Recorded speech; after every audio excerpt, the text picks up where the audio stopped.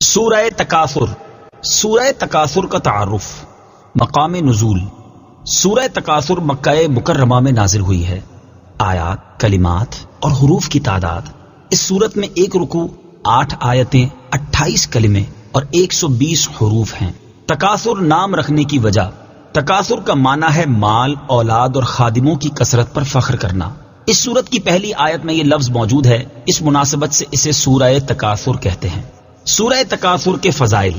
Number 1، حضرت عبداللہ ابن عمر رضی اللہ تعالی عنہما سے روایت ہے، نبی اکرم صلی اللہ تعالی علیہ وآلہ وسلم نے ارشاد فرمایا، کیا تم میں سے کوئی اس کی طاقت نہیں رکھتا کہ وہ روزانہ 1000 آیتوں کی تلاوت کرے؟ صحابہ کرام رضی اللہ تعالی عنہم نے عرض کی، اس کی طاقت کون رکھتا ہے؟ ارشاد فرمایا، کیا تم میں کوئی روزانہ الہاکم التکاثر پڑھنے کی طاقت نہیں رکھتا؟ یعنی یہ سورت پڑھنا ثواب میں 1000 آیتیں پڑھنے کے برابر ہے. نمبر 2، حضرت جریر بن عبداللہ رضی اللہ تعالی عنہ فرماتے ہیں، رسول اللہ صلی اللہ تعالی علیہ وسلم نے ارشاد فرمایا، میں تمہارے سامنے سورت الہاکم التکاثر پڑھنے لگا ہوں تو اسے سن کر جو رو پڑا تو اس کے لیے جنت ہے. آپ صلی اللہ تعالی علیہ وآلہ وسلم نے وہ سورت پڑھی تو بعض صحابہ کرام رضی اللہ تعالی عنہم رو پڑے اور بعض کو رونا نہیں آیا. جن صحابہ کرام رضی اللہ تعالی عنہم کو رونا نہیں آیا تو انہوں نے عرض کی، یا رسول اللہ صلی اللہ تعالی علیہ وآلہ وسلم، ہم نے بہت کوشش کی لیکن رونے پر قادر نہیں ہو سکے. حضور اقدس صلی اللہ تعالی علیہ وسلم نے ارشاد فرمایا، میں دوبارہ تمہارے سامنے وہ سورت پڑھتا ہوں تو جو رو پڑا اس کے لیے جنت ہے، اور جسے رونا نہ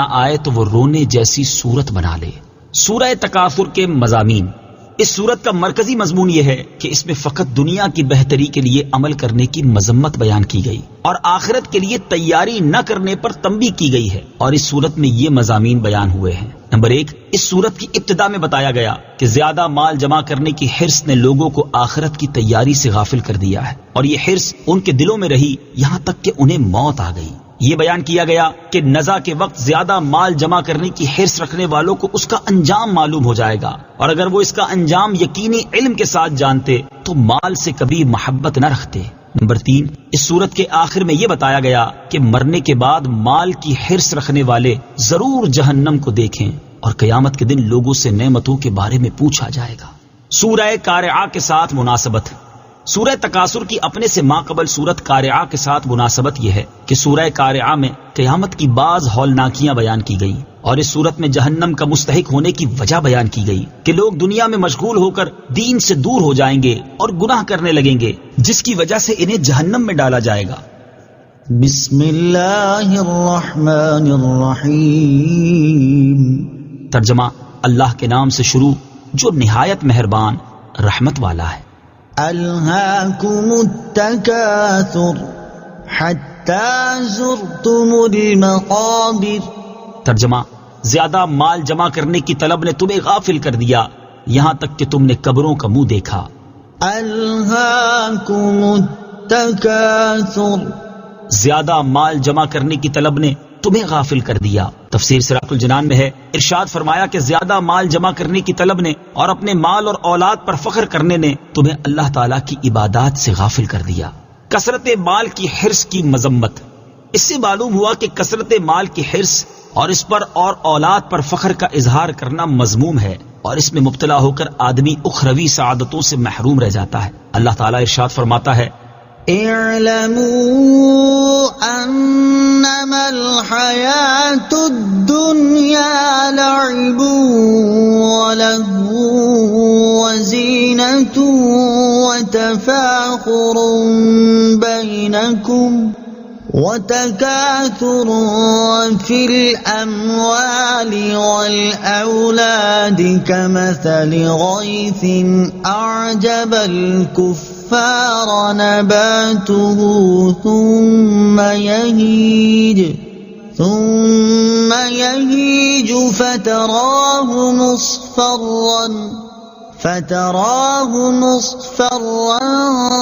ثم يكون حطاما وفي الآخرة عذاب شديد ومغفرة من الله ورضوان وما الحياة الدنيا إلا متاع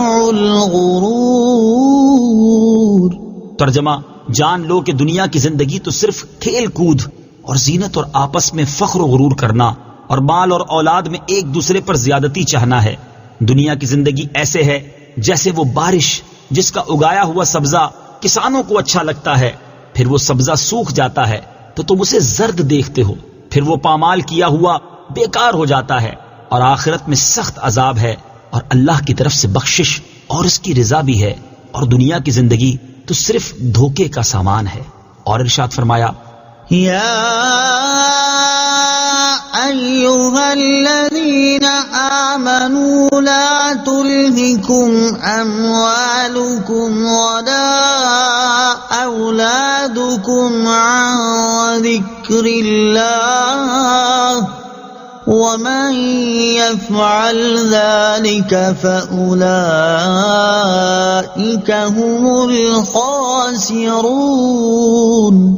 ترجمہ، اے ایمان والو، تمہارے مال اور تمہاری اولاد تمہیں اللہ کے ذکر سے غافل نہ کر دے، اور جو ایسا کرے گا تو وہی لوگ نقصان اٹھانے والے ہیں۔ اور ارشاد فرمایا، یا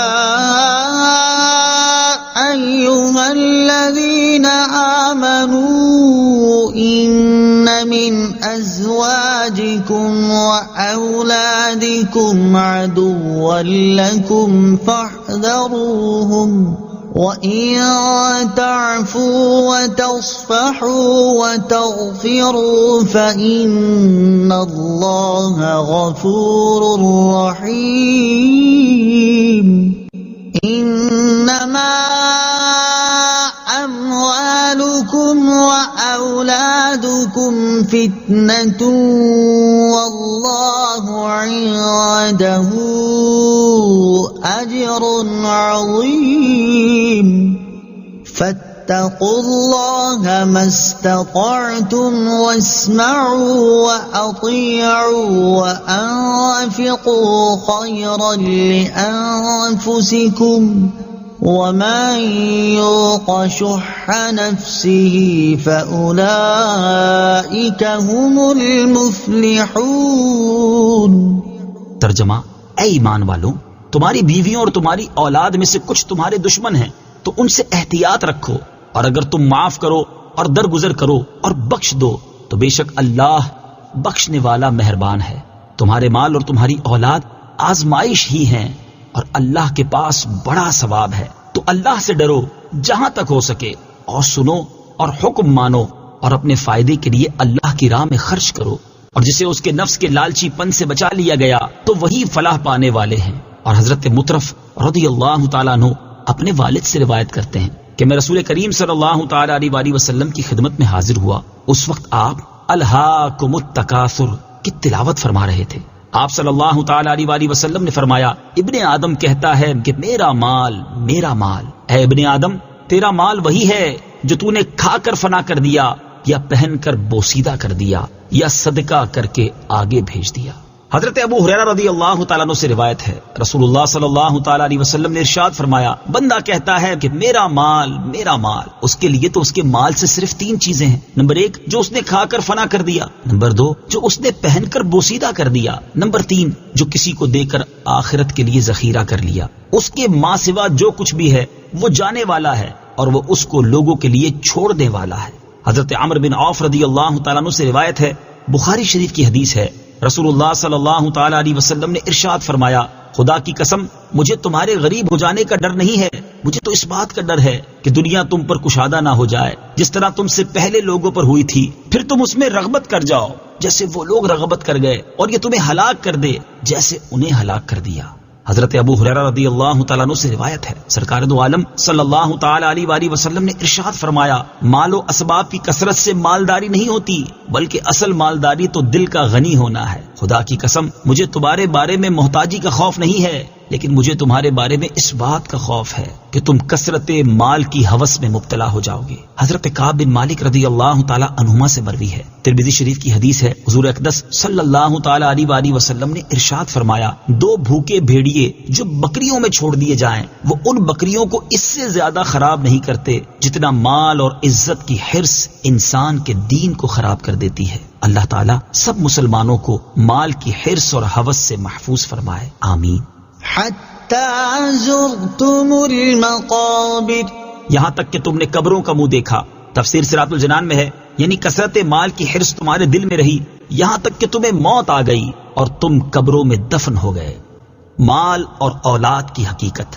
یاد رہے کہ جس مال کے زیادہ ہونے کی حرص کی جاتی ہے اور جس اولاد پر فخر و غرور کا اظہار کیا جاتا ہے ان کی حقیقت یہ ہے کہ یہ اس وقت تک انسان کے ساتھ رہتے ہیں جب تک اس کے جسم میں روح باقی ہے، اور جیسے ہی روح اس کے تن سے جدا ہوتی ہے اور اسے قبر میں دفن کر دیا جاتا ہے تو وہ مال اور اولاد اس کا ساتھ چھوڑ دیتے ہیں اور قبر میں اس کے ساتھ صرف اس کا عمل جاتا ہے. لہٰذا ہر عقل مند انسان کو چاہیے کہ وہ مال زیادہ ہونے کی حرص کرنے اور اپنی اولاد پر فخر و غرور کرنے کی بجائے نیک اعمال زیادہ کرنے کی کوشش کرے تاکہ یہ قبر میں اس کے بہترین ساتھی ہوں. حضرت انس بن مالک رضی اللہ تعالیٰ عنہ سے روایت ہے حضور اقدس صلی اللہ تعالیٰ علیہ وآلہ وسلم نے ارشاد فرمایا میت کے ساتھ 3 چیزیں جاتی ہیں، ان میں سے 2 لوٹ آتی ہیں اور ایک اس کے ساتھ رہ جاتی ہے. اس کے اہل خانہ مال اور عمل ساتھ جاتے ہیں، اہل خانہ اور مال لوٹ آتے ہیں اور عمل اس کے ساتھ باقی رہتا ہے.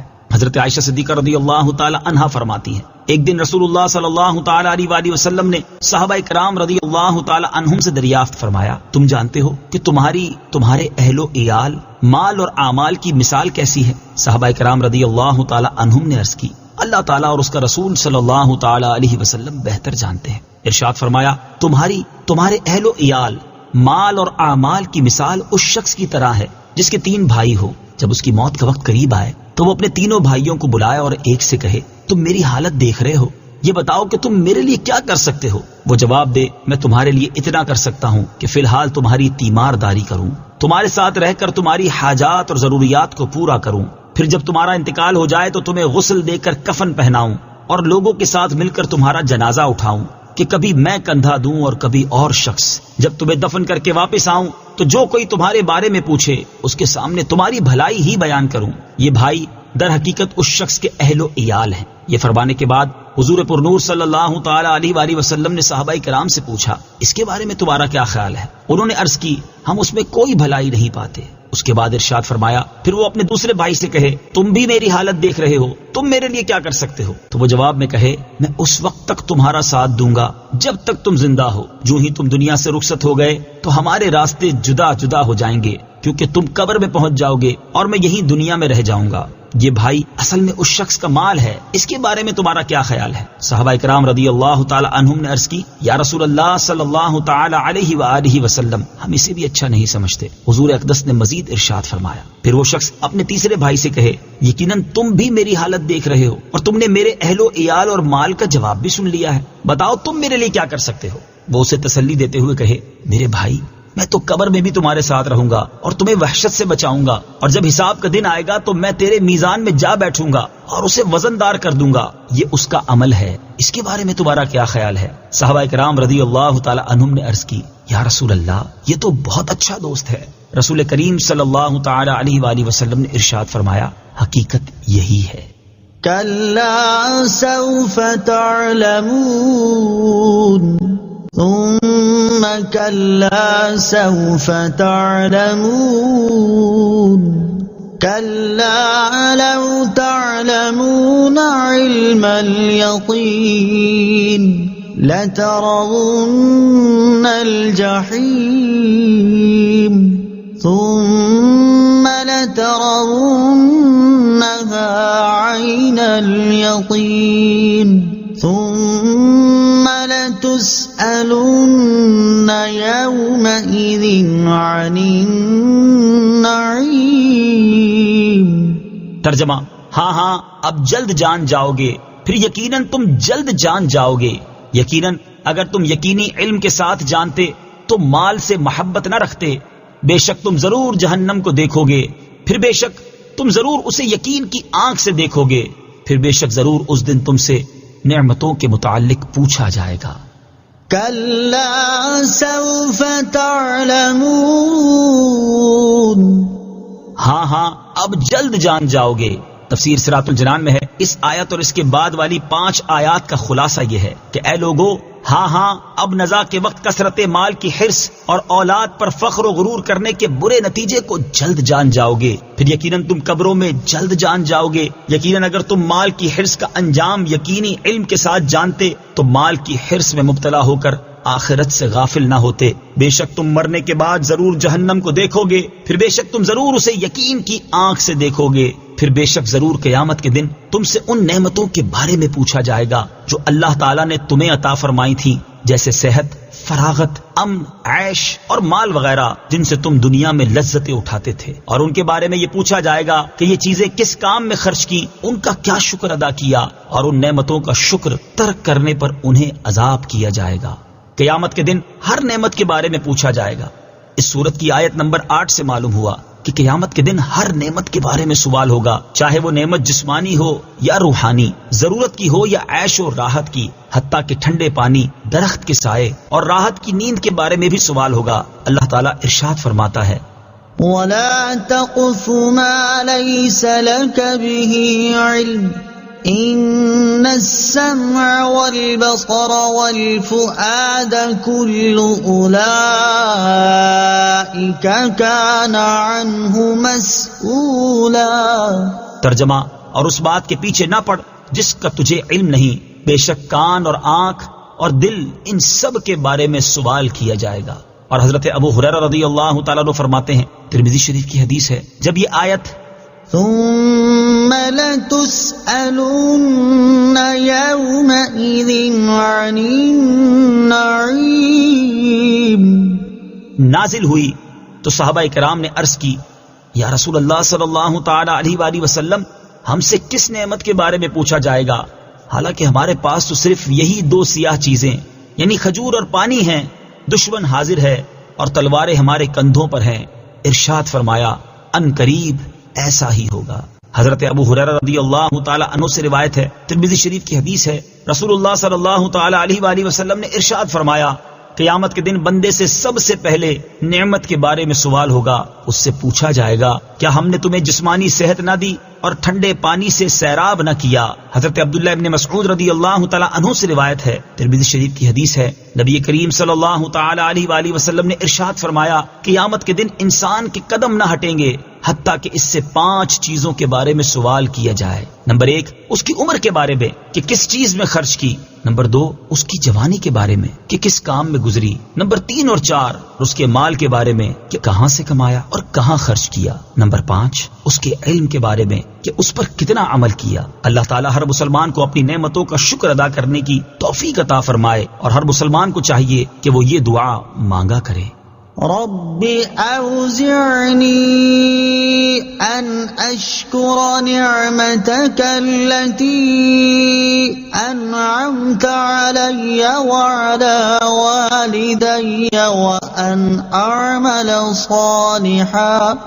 وأن أعمل صالحا ترضاه وأصلح لي في ذريتي إني تبت إليك وإني من المسلمين۔ ترجمہ، اے میرے رب، مجھے توفیق دے کہ میں تیری نعمت کا شکر ادا کروں جو تو نے مجھ پر اور میرے ماں باپ پر فرمائی ہے، اور میں وہ کام کروں جس سے تو راضی ہو جائے، اور میرے لیے میری اولاد میں نیکی رکھ، میں نے تیری طرف رجوع کیا اور میں مسلمانوں میں سے ہوں۔ صدق اللہ العظیم۔